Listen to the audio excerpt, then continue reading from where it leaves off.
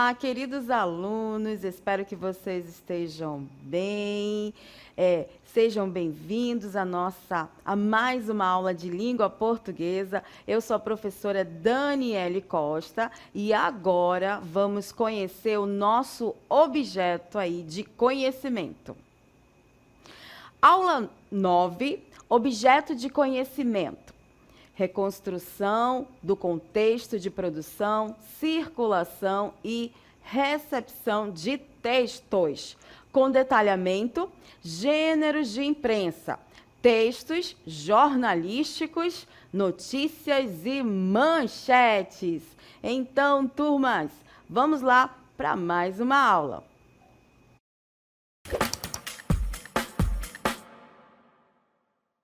Então, turmas, para a gente dar o pontapé inicial a essa aula sobre gênero, de textos jornalísticos, eu gostaria de saber de vocês quais são as fontes de informações que vocês interagem, no cotidiano, qual é o tipo de gênero que você fica sabendo o que ocorre no seu cotidiano. Então, a primeira pergunta, eu gostaria de saber aí se é pelos jornais que você fica atento no que acontece no nosso dia a dia, ou se é pelas notícias online, Hoje em dia, nós trabalhamos muito com essa atualização nas redes sociais. Aí, será que vocês aí têm esse costume ou têm esse acesso? A outra forma de interação com o cotidiano, eu gostaria de saber se vocês têm conhecimento ou é pelo jornais televisivos que vocês ficam aí cientes do que acontece ao nosso redor.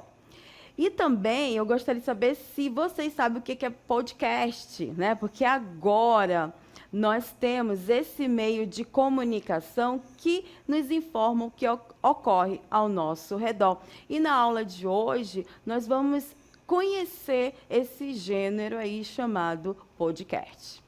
Então, para dar o início, ao conhecimento e aos conceitos sobre esse universo de estrutura do texto jornalístico, nós temos para nossa contextualização uma notícia, com o EJA News. Vamos conhecer essa notícia. Vocês, durante a leitura, vocês vão perceber que tem pontos já estratégicos no texto, que nós vamos pontuar e conceituar como manchete, lead e o corpo do texto e a conclusão. Então, vamos conhecer aí a contextualização dessa notícia. EJA News.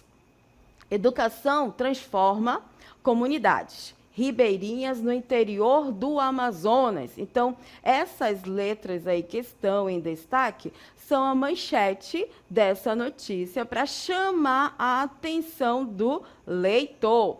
A educação tem sido uma ferramenta essencial para o desenvolvimento das comunidades ribeirinhas no Amazonas, proporcionando oportunidades e combatendo o isolamento. Escolas flutuantes e projetos de alfabetização estão mudando a realidade de jovens e adultos ao longo dos rios da região. Então, vamos conhecer o corpo da notícia. No coração da floresta amazônica, onde os rios são as principais estradas, a educação enfrenta desafios únicos. Muitas comunidades ribeirinhas têm acesso limitado a escolas e a materiais didáticos. Mas projetos educacionais estão fazendo a diferença. O professor João Oliveira, que dá aulas em uma escola flutuante na região de Manacapuru, destaca que a chegada de uma biblioteca móvel foi um marco para a comunidade. Antes, as crianças mal tinham livros para estudar. Agora, elas leem histórias e aprendem sobre o mundo além do rio, conta ele. Além da educação infantil, programas de alfabetização para adultos têm ajudado a melhorar a qualidade de vida dos moradores. Dona Maria das Graças, de 45 anos, aprendeu a ler e escrever em um projeto local. Agora, consigo ajudar meus filhos com a lição de casa e até entender os documentos que chegam do governo, comenta, né? Ou comemora. A Secretaria de Educação do Estado do Amazonas informa que, em 2023, mais de 50 novas escolas foram inauguradas em áreas ribeirinhas e indígenas, além de capacitar professores para ensinar em contextos específicos da região. Especialistas afirmam que investir na educação dessas comunidades é essencial para preservar a cultura local e promover o desenvolvimento sustentável. Com a alfabetização, muitos jovens têm acesso às novas oportunidades, como cursos técnicos e universidades.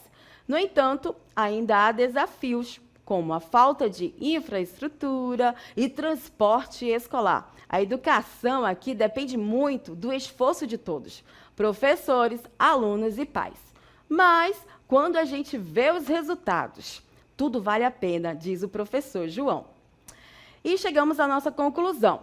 A educação é uma luz de esperança para as comunidades ribeirinhas, oferecendo não apenas conhecimento, mas também dignidade e novas perspectivas de vida. É um investimento que transforma vidas e fortalece a Amazônia. Então, turmas, aí nós vimos que esse texto, ele traz uma notícia e ele diz também que a educação que está sendo desenvolvida aí na floresta amazônica, nas comunidades ribeirinhas, não aprende somente a ler e a escrever, mas dá dignidade, né, e oportunidades para os nossos jovens e os nossos estudantes. Pois bem, agora vamos conhecer o conceito do texto jornalístico. Acompanhe aí na tela, né? O conceito do texto jornalístico. É até uma indagação, né? O que é um texto jornalístico? Então, temos aí. Um texto jornalístico é um tipo de texto usado para informar as pessoas sobre fatos e eventos que estão acontecendo na sociedade. Ele é encontrado em jornais, revistas, sites de notícias, rádio e televisão. O principal objetivo desse texto é transmitir informações, né? De forma clara, objetiva e fácil de entender. Como foi o caso da notícia, turma, que nós lemos ainda há pouco, falando sobre a importância da educação também nas nossas comunidades amazônicas. Certinho? Agora, nós vamos conhecer as características principais do texto jornalístico. Acompanhe aí na tela. Bem, características principais do texto jornalístico. Então, nós temos aqui, primeiro, um texto jornalístico, ele precisa ter, né, objetividade, né? Ou seja, quem escreve o jornal ou a notícia, ele precisa ser objetivo. Ele não pode fazer rodeios, né, na linguagem trabalhada da informação. Precisa ser direta. Tem uma informação a dar, uma notícia a falar, então tem que ser direto. Clareza, uma linguagem que os leitores, não importa a classe social que esse leitor ele pertença, tem que ser uma linguagem que todos possam entender. Organização aqui é muito importante, né? Na leitura da notícia que nós tivemos, observamos aquelas palavras em vermelho, na qual são elementos da organização do texto jornalístico. Daqui a pouquinho a gente vai aprofundar nesses elementos, tá? E Por última característica é a imparcialidade. A preocupação não é convencer, mas se mostrar o fato e explicar aí o que está sendo desenvolvido e informado. Agora, nós vamos conhecer, aprofundar, na verdade, essas características e trazendo o conceito e exemplos. Acompanhe aí na tela. Então, olha só. Primeira característica, nós citamos objetividade. O que significa isso para esse gênero? O texto deve apresentar os fatos como eles são, sem dar opiniões pessoais. Ou seja, aí nós temos esse exemplo. A ponte sobre o Rio Negro foi inaugurada nesta sexta-feira. Está informando sobre algo, certo? Sem trazer rodeios, sem trazer opiniões.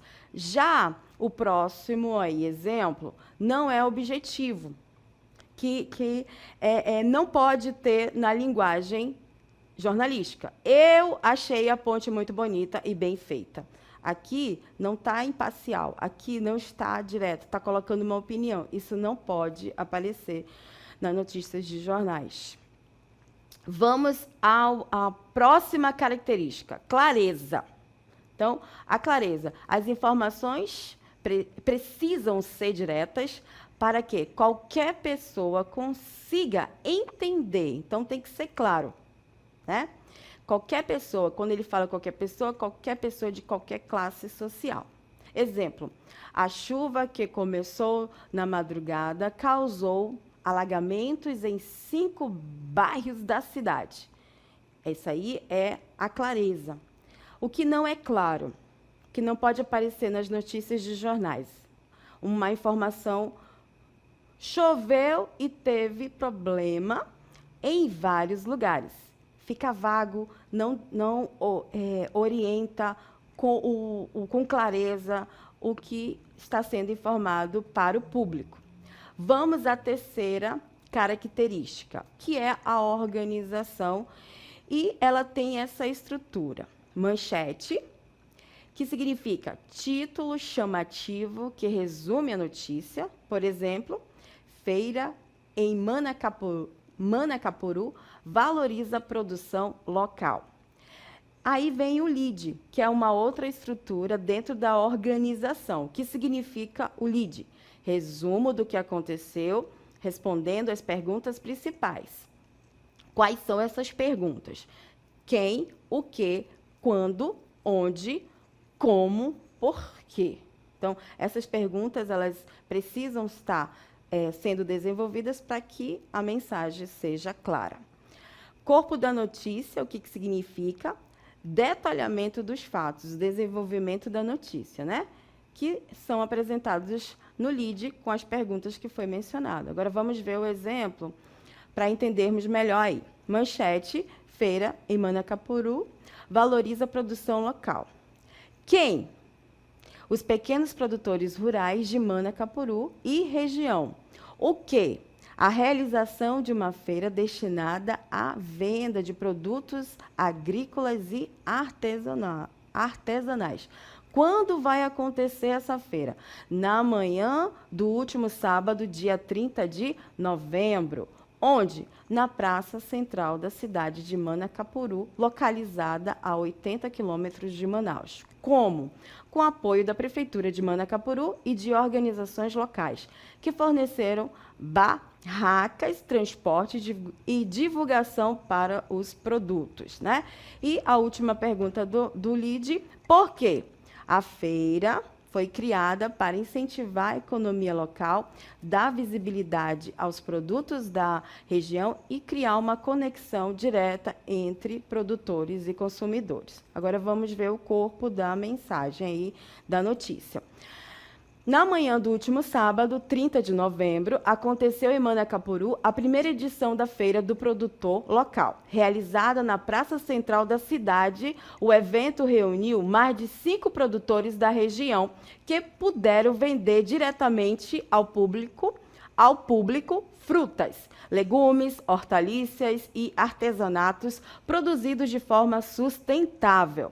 A iniciativa, organizada pela Prefeitura de Manacapuru e parceria com organizadores,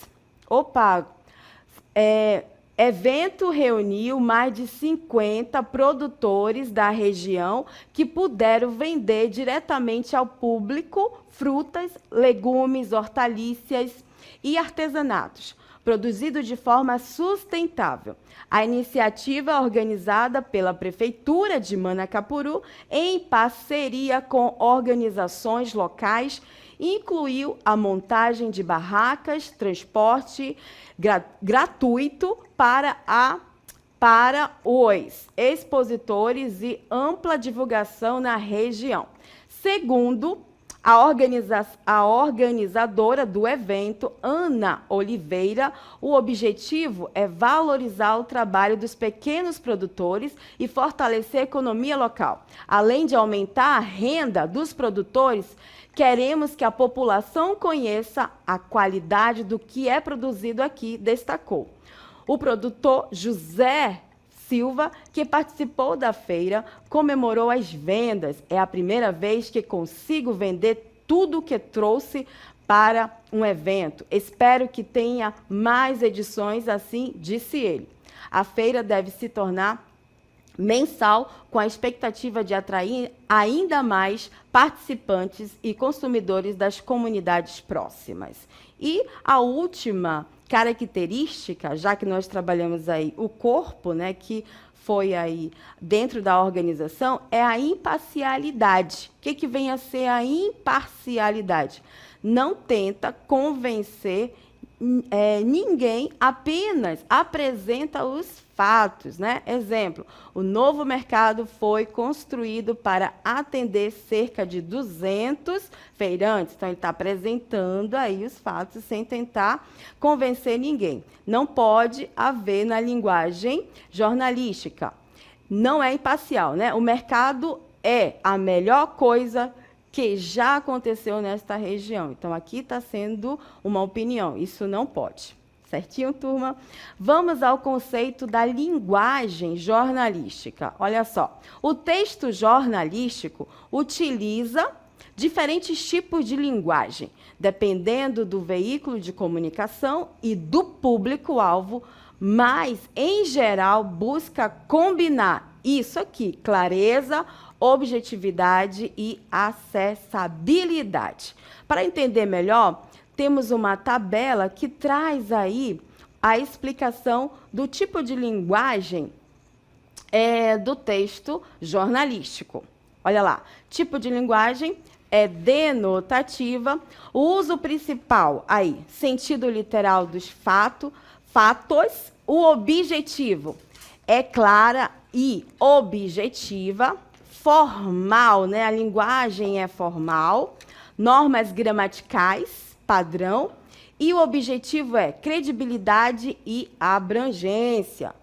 O tipo de linguagem também do texto jornalístico, informal, o uso principal, expressões simples e próximas da realidade do público, e o objetivo, aproximação com o público. Impessoal, uso principal aí, fatos sem opiniões pessoais, ou seja, o objetivo disso é ser a imparcialidade. E é uma linguagem mais técnica, né? Termos específicos com explicações acessíveis, com o objetivo de informação especializada. E também a linguagem jornalística, ela pode ser visual, ou seja, elementos com multimídias e com o objetivo de atração e clareza em meios digitais. Certinho, gente? Então, é uma caracterização do texto jornalístico e da linguagem. Agora, vamos conhecer um documentário que também é uma outra estrutura da linguagem jornalística. Vamos ver o exemplo? Documentário jornalístico. O Tucumã, fruto de uma palmeira típica da Amazônia, possui grande importância para o interior do Amazonas, tanto cultural quanto economicamente. Amplamente consumido na região, especialmente especialmente em pratos tradicionais como o x-caboquinho, sanduíche regional. O tucumã é uma fonte rica em nutrientes e energia, sendo essencial na dieta dos moradores locais. Além disso, sua produção sustenta inúmeras famílias ribeirinhas que cultivam e comercializam fruto em feiras e mercados regionais. Sua versatilidade e valor cultural fazem do Tucumã um símbolo da culinária e da biodiversidade amazônica, contribuindo para a preservação da prática tradicional e o fortalecimento da economia local. Então, turmas, aqui é uma estrutura de documentário. Para ficar mais claro como é que é essa apresentação de documentário, assistam ao vídeo sobre informações do Tucumã. A importância do Tucumã no interior do Amazonas. O coração da Amazônia guarda tesouros naturais que não apenas sustentam a biodiversidade, mas também alimentam culturas e economias locais. Hoje, vamos falar sobre o tucumã, um fruto que é símbolo da região e essencial para o interior do Amazonas. Extraído de uma palmeira típica da floresta amazônica, o tucumã é amplamente consumido na região. Ele é ingrediente indispensável de pratos tradicionais, como o famoso x-caboquinho, um sanduíche recheado com tucumã, banana frita, queijo coalho e muitas vezes acompanhado de farinha regional. O impacto do tucumã vai além da mesa dos amazonenses. Sua produção sustenta muitas famílias ribeirinhas que cultivam, colhem e comercializam o fruto em feiras e mercados regionais. O comércio do tucumã é uma importante fonte de renda para comunidades do interior do Amazonas, fortalecendo a economia local e incentivando a permanência das famílias em suas terras. Além de seu valor econômico, o tucumã carrega uma forte ligação com a cultura amazônica. Sua versatilidade na culinária preserva tradições locais, enquanto sua existência é um lembrete da importância de proteger a biodiversidade da Amazônia. O cultivo sustentável do tucumã também ajuda a conservar as palmeiras e a floresta ao seu redor. O tucumã é mais do que um fruto. É um símbolo da riqueza natural e cultural do Amazonas. Na mesa, na economia ou na floresta, ele representa a força e a resistência das comunidades ribeirinhas que ajudam a manter viva a essência da Amazônia. Tucumã, tradição e sustento do Amazonas. Então, turmas, agora, baseado nessa mídia, né, sobre o Tucumã, o documentário do Tucumã, vejamos o conceito sobre esse gênero jornalístico. Olha lá. O documentário jornalístico é uma produção audiovisual que combina jornalismo e documentário para investigar e informar sobre temas de interesse público. Com foco em produtividade, utiliza entrevistas, dados e imagens para contextualizar e analisar fatos, oferecendo uma visão ampla e reflexiva sobre questões sociais, políticas, culturais ou ambientais, tá? Bem, agora nós vamos assistir a um podcast, né, que tem como título Nunca é Tarde para Aprender.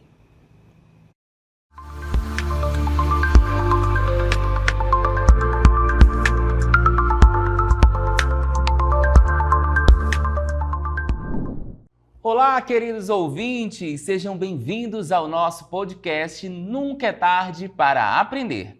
Hoje vamos conversar com duas pessoas incríveis, duas histórias, incríveis, histórias de vidas incríveis.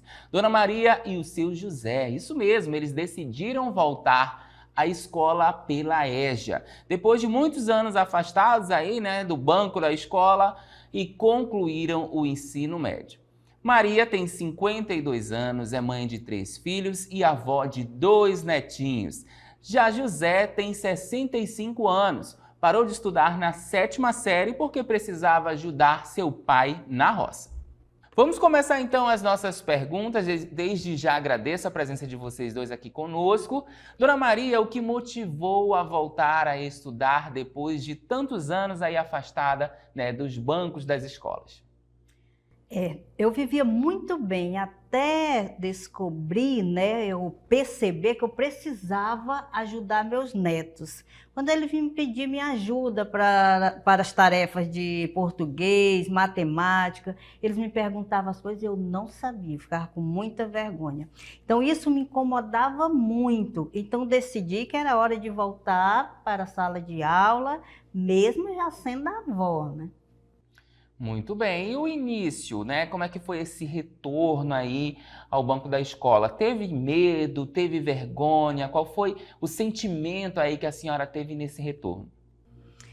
No início a gente tem vergonha mesmo, tem tantos jovens, né, na sala de aula, mas os professores e os meus colegas eram tão acolhedores que isso passou logo, né? Eu me senti muito à vontade e percebi que eu fazia parte de uma coisa muito importante, né, de algo muito importante que iria me ajudar futuramente.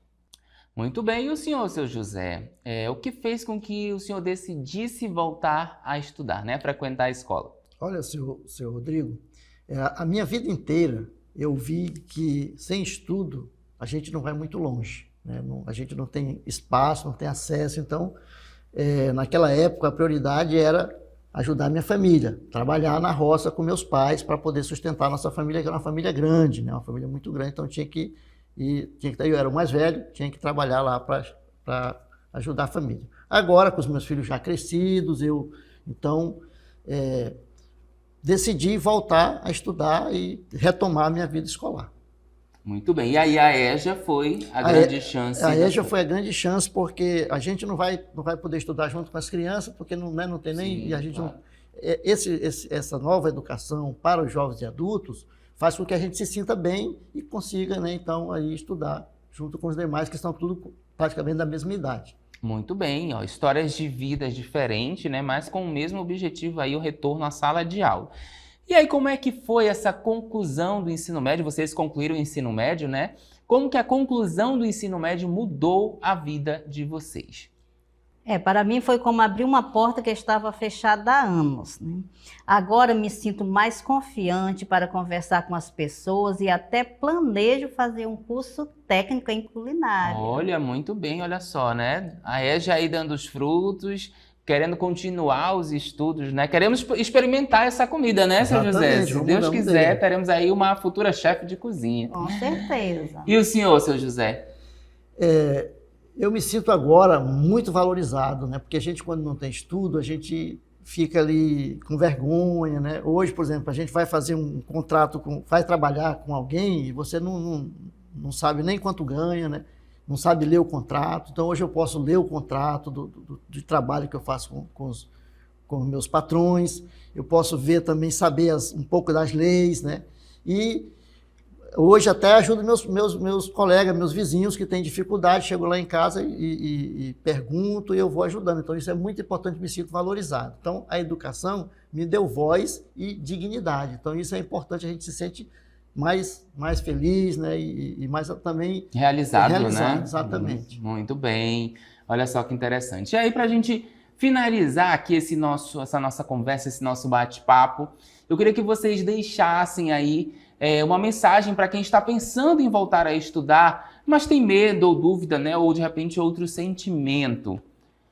Olha, minha mensagem é: não tenha medo nem vergonha. A educação não tem idade. Você vai se surpreender com quanto pode aprender e crescer. E vai melhorar a sua vida profissional e também sua vida pessoal. É isso mesmo. O estudo transforma a vida. Pode demorar, mas nunca é tarde. O importante é dar o primeiro passo e aí você vai sentir que você vai chegar mais longe. Muito bem, palavras encorajadoras, né, dos nossos queridos aqui. Que inspiração vocês são, viu? Muito obrigado desde já pela presença de vocês, Dona Maria e seu José. Obrigado por compartilharem as suas histórias conosco. Vocês são exemplos de coragem e determinação. Obrigado, ouvintes, por nos acompanharem. Nós vamos ficando por aqui E lembre-se, nunca é tarde para aprender. Até o próximo episódio.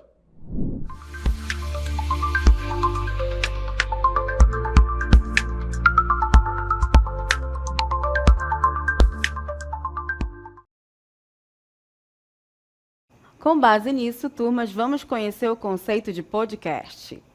O podcast é um formato de conteúdo digital em áudio disponível na internet que aborda uma variedade de temas de forma informativa, educativa ou de entretenimento, normalmente apresentado em episódios. Um podcast pode ser conduzido por uma ou mais pessoas, frequentemente incluindo entrevistas, discussões ou narrativas. Os ouvintes podem escutá-lo sob demanda em plataformas específicas ou baixando os episódios. Para ouvir offline, este formato é popular pela sua flexibilidade, permitindo que o público consuma o conteúdo enquanto realiza outras atividades como digitar, trabalhar ou praticar exercícios. Então, turmas, essa foi a nossa aula sobre gênero notícia e aguardo vocês na próxima aula.